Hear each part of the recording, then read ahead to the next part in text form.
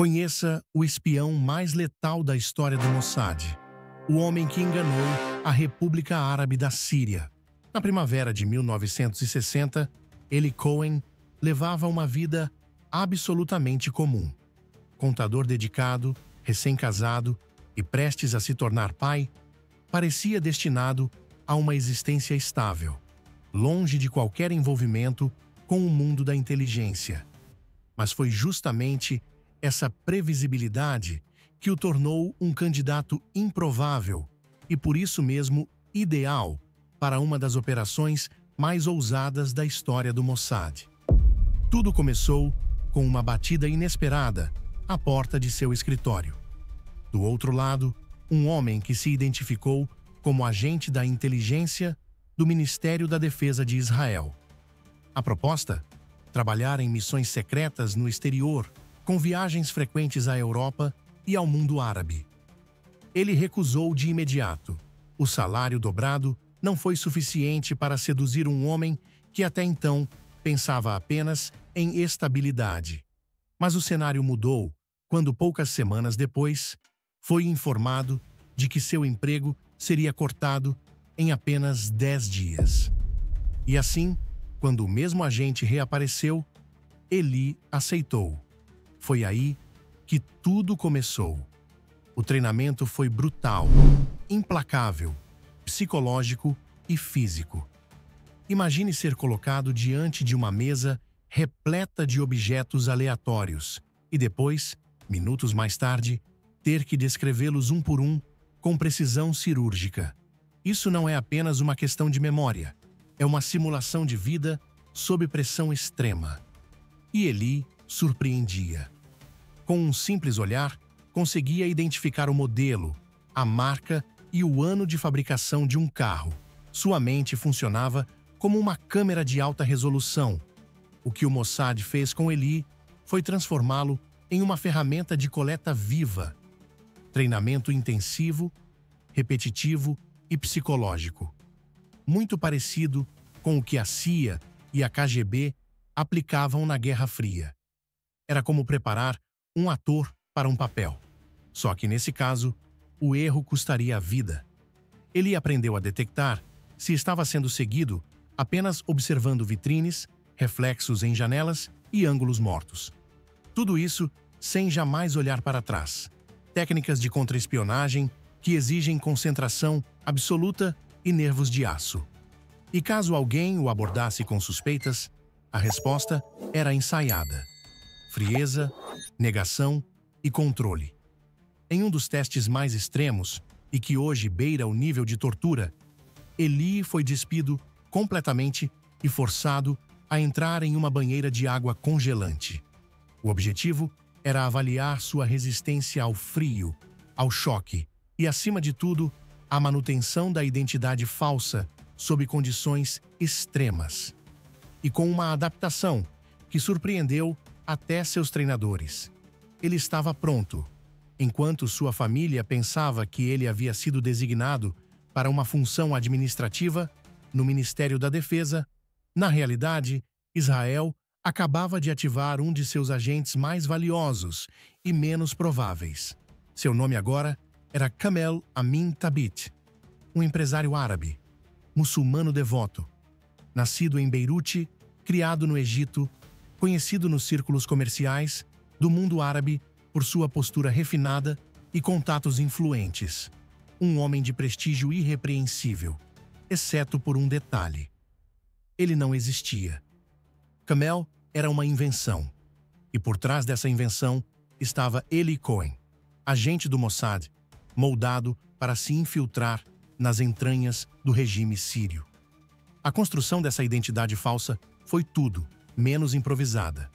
O Mossad, famoso por ser uma das agências de inteligência mais meticulosas do planeta, usa uma técnica precisa ao criar coberturas. O agente assume uma vida que mistura fatos reais com elementos ficcionais. Isso garante fluidez nas interações e, principalmente, capacidade de improvisar sob pressão. No caso de Eli, as peças reais encaixavam perfeitamente. Nascido em Alexandria, Egito, De uma família judia com raízes sírias, ele falava árabe como um nativo, com sotaque e expressões regionais. Já havia se envolvido em causas sionistas no pós-guerra, recebido treinamento militar e, após a crise de Suez, fora expulso do Egito, como tantos outros judeus da época. Você pode estar se perguntando, mas como transformar uma pessoa comum em um personagem capaz de enganar generais? E a resposta está no método. O Mossad não apenas entrega documentos forjados. Ele cria histórias de vida completas, com passados verossímeis, contatos falsos, negócios simulados e até rotinas bem definidas. O agente, nesse caso, se transforma em um ator permanente, vivendo um papel em que a menor falha pode ser fatal. Ele aprendeu a se portar como um muçulmano, a rezar em árabe, a frequentar os locais certos, a fazer perguntas certas e evitar as erradas. Seu personagem tinha profundidade, contradições sutis e até traços culturais autênticos. Era convincente o bastante para se tornar uma presença familiar entre empresários e até militares. Segundo ex-agentes do Mossad, uma das primeiras coisas ensinadas a um espião é que a melhor mentira é aquela que contém a verdade. Por isso, elementos biográficos reais eram cuidadosamente mantidos na cobertura de Eli, uma estratégia que tornava impossível distingui-lo de qualquer outro cidadão árabe. Sua hora tinha chegado. Em 1961, recebeu sua primeira missão. O objetivo era claro: infiltrar-se nas redes de influência árabe no exterior. O local escolhido foi Buenos Aires, na Argentina, onde uma expressiva comunidade síria mantinha laços fortes com o Oriente Médio. Era a chance perfeita para testar sua cobertura como empresário camel. Para essa missão, ele começou pelo idioma. Contratou um tutor particular e aprendeu espanhol com o mesmo método que o Mossad aplica em seus centros de treinamento. Repetição fonética, memorização acelerada e simulações de diálogo em campo. A fluência, nesse caso, era muito mais do que comunicação. Era camuflagem cultural. Logo, tornou-se uma figura familiar em clubes sociais árabes, onde conviviam empresários, comerciantes e influentes muçulmanos da diáspora. E aqui vale um ponto importante. Em espionagem, confiança não se conquista com segredos, mas com vaidade. Ele dominava isso com perfeição. Fazia perguntas, ouvia com atenção, elogiava com sutileza e deixava que os outros falassem. Mas como um agente recém-infiltrado consegue gerar credibilidade tão rápido? A resposta está na leitura emocional do alvo. Uma técnica usada pelo Mossad para mapear não apenas a rotina das pessoas, mas também suas vaidades, inseguranças e ideologias. Quando um agente entende o que o outro quer ouvir, a porta se abre sozinha. Segundo o autor Eli Ben-Hanan, em um desses encontros, ele ouviu pacientemente um longo discurso sobre exportação de gado feito por um gerente de uma grande empresa comercial. Quando soube que o homem vendia carne para Israel, mas não para a Síria, respondeu com um comentário certeiro: "Você vende carne aos sionistas, mas não à pátria?" A frase foi mais do que provocação. Foi uma jogada estratégica. Ao se alinhar com o nacionalismo árabe, Eli solidificava seu disfarce. Passava de visitante a aliado, de estrangeiro a defensor das causas regionais. O tipo de elo que não se constrói com documentos, mas com instinto. Entre os agentes do Mossad, há uma máxima silenciosa: ganhe o ego do inimigo e ele te entrega a chave. Eli seguiu esse princípio à risca, manipulando ambientes com inteligência emocional cirúrgica. Sua missão em Buenos Aires não era apenas uma introdução. Era uma demonstração prática do que o Mossad havia moldado. um espião com carisma de diplomata, memória de analista e o sangue frio de um operador de campo. E isso era só o começo. Por meio de suas conexões no meio comercial, Kamel foi convidado para uma festa de aniversário nas dependências da Embaixada da Síria em Buenos Aires. O ambiente, repleto de diplomatas e oficiais militares, oferecia exatamente o tipo de acesso que o Mossad esperava alcançar com sua operação. Naquele evento, ele foi apresentado ao general Amin El-Hafez, adido militar da embaixada e figura proeminente no partido Ba'ath, um grupo político nacionalista que se opunha fortemente ao presidente egípcio Gamal Abdel Nasser. Enquanto Nasser pregava a união dos países árabes sob liderança egípcia, os baatistas sírios viam esse projeto como uma ameaça direta à soberania da Síria, além de considerarem Nasser excessivamente alinhado com interesses ocidentais. Durante a conversa, Kamel captou rapidamente a vaidade do general. Com precisão estratégica, lançou um comentário cuidadosamente formulado.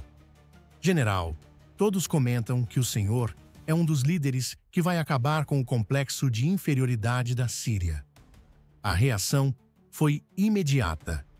De acordo com o autor Eli Ben-Hanan, o rosto de El-Hafez se iluminou. Esse momento marcou o início de uma relação direta com o núcleo decisório do Ba'ath. O general, impressionado com a postura e o suposto nacionalismo de Kamel, convidou-o para uma reunião privada. Lá, compartilhou detalhes altamente sensíveis, incluindo uma previsão confidencial. O partido Ba'ath tomaria o poder em breve. Para os serviços de inteligência israelense, essa informação era valiosa e altamente preocupante. O batismo com hostilidade declarada contra Israel era visto como uma ameaça crescente. Por isso, cada dado compartilhado por El-Hafez era imediatamente codificado e transmitido à central de inteligência em Tel Aviv. Nomes, datas, movimentos políticos, nada era deixado de fora. A operação estava funcionando e o agente, centro de tudo, continuava avançando, com acesso cada vez mais profundo aos bastidores do regime sírio. Todas as informações colhidas nas conversas com o general El-Hafez e outros alvos eram imediatamente repassadas à inteligência israelense. Para transmitir seus relatórios, o agente utilizava um código numérico altamente sofisticado, baseado em um manual criptografado, escrito com tinta invisível. As mensagens eram gravadas em fita e enviadas por um rádio com transmissor oculto, ajustado para operar em frequências seguras e de curtíssima janela de rastreamento. Ao final de cada transmissão, o livro de códigos era quimicamente destruído, garantindo que nenhuma evidência fosse deixada para trás, nem mesmo sob tortura ou invasão. Esse nível de sigilo não era a exceção, era o padrão do Mossad. Ações limpas, rastro zero. A vida de um agente infiltrado dependia disso. Em janeiro de 1962, o agente foi transferido para Damasco, retornando à sua amada pátria, com promessas de investimentos generosos. A residência escolhida não foi aleatória. Uma vila luxuosa, localizada a poucos metros do quartel-general do exército sírio. Era mais que conveniência. Era a provocação silenciosa. Cada centímetro da operação era planejado para parecer casual, mas nada ali era por acaso. Com o tempo, sua presença passou a ser não apenas aceita, mas requisitada.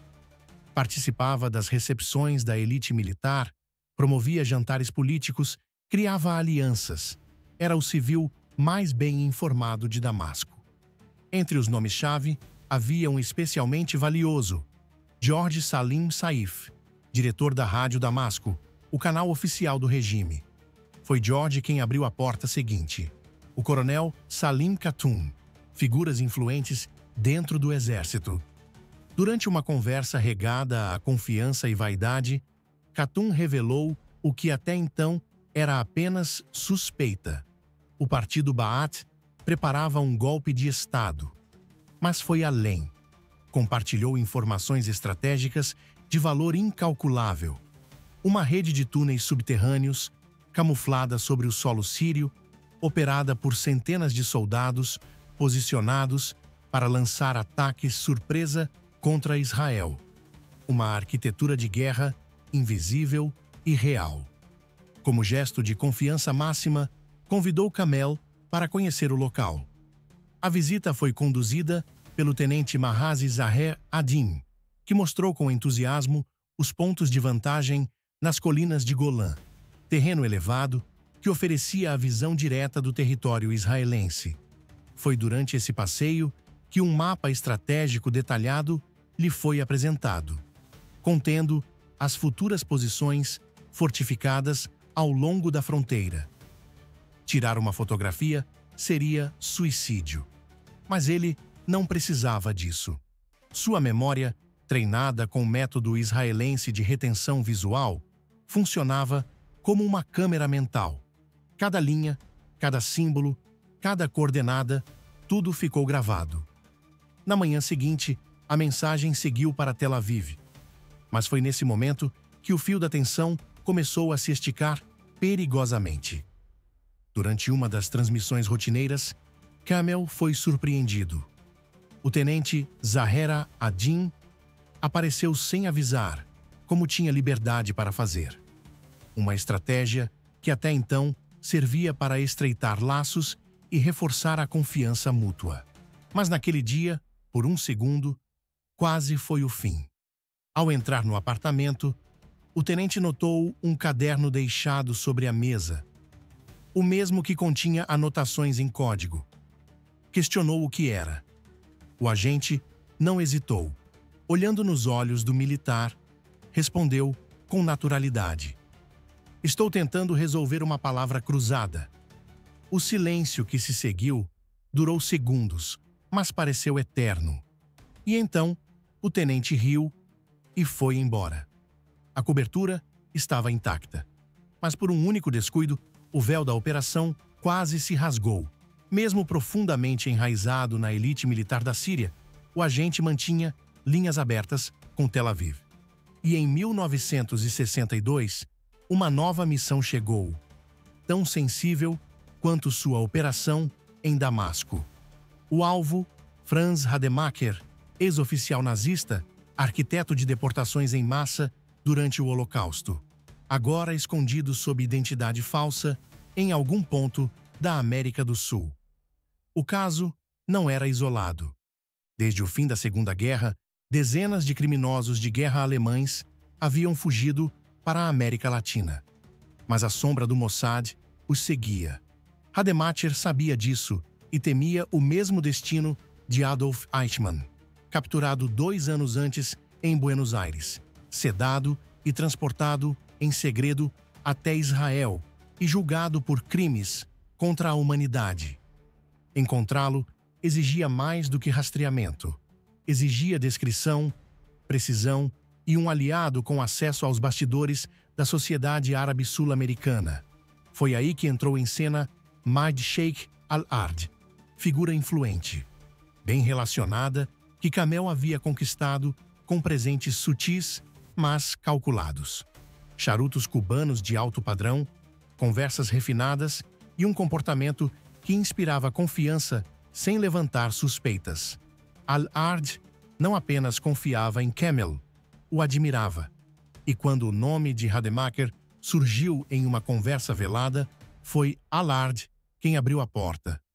O encontro aconteceu, e a confirmação da identidade foi tão precisa que mais tarde constaria em documentos desclassificados da CIA.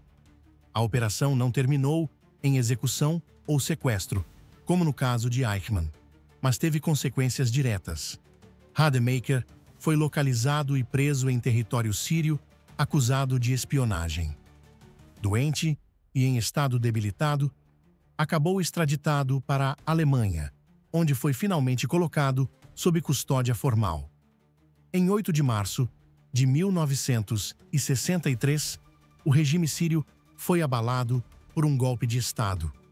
O partido Ba'ath assumiu o controle do país e o general Amin al-Hafez, agora presidente, passou a liderar o novo governo com punho firme e visão militarizada.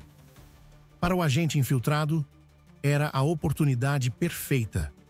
O homem que ele havia seduzido com elogios se tornava oficialmente a figura mais poderosa da Síria. Para selar a ascensão do aliado, Kamel organizou uma recepção luxuosa em sua mansão, que agora servia não apenas como residência, mas como ponto de articulação estratégica. Foi durante esse evento que ouviu quase por acaso uma informação de valor incalculável. Um engenheiro sírio, em meio a conversas e taças de vinho, revelou detalhes confidenciais sobre um projeto secreto de desvio do Rio Jordão. Um plano arquitetado para asfixiar Israel por meio do corte do fornecimento de água. Mais do que estratégia, era uma guerra silenciosa. O engenheiro se gabava. As barragens estão sendo construídas para resistir até aos mísseis da Força Aérea de Israel. Kamel apenas sorriu. Mas naquela noite, cada palavra foi memorizada, codificada e enviada. E os desdobramentos seriam imediatos.